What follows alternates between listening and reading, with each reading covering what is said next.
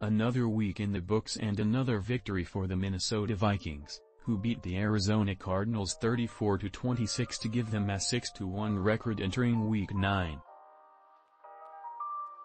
Let's dive into 5 things that stood out in the victory. 1.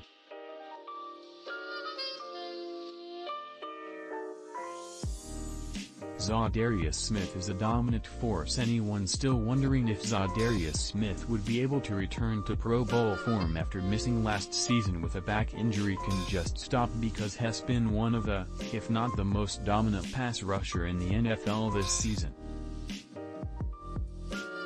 Smith's power and speed were on full display as he racked up 3 sacks, including a killer for the Cardinals as he took Kyler Murray to the ground with the Vikings up by 8 points with 27 seconds to go, and the Cards had no timeouts. He's up to 5 sacks this season, which is tied with New England's Matthew Judon for the NFL lead. 2.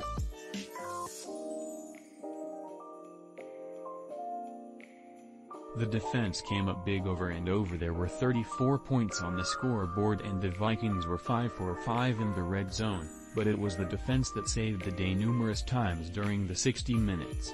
Our coaches are preparing our guys for those critical moments, said O'Connell. It's huge for our team. Great example of what our defense can be when our front is physical. The front was extremely physical.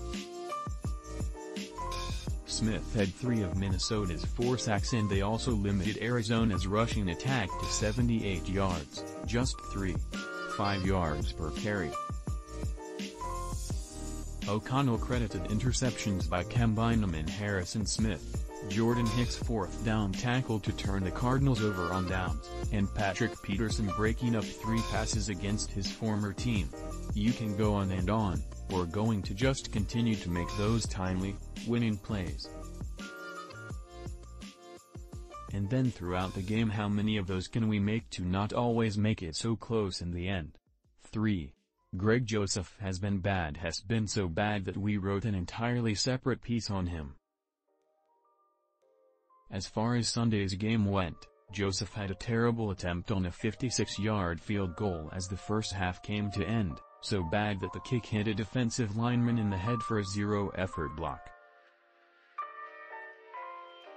Scroll to continue. What was worse was Joseph banging an extra point off the upright in the 4th quarter.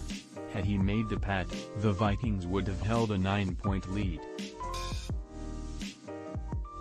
Instead, it was 8 points and the Cardinals had 2 more possessions in which they could have tied the game.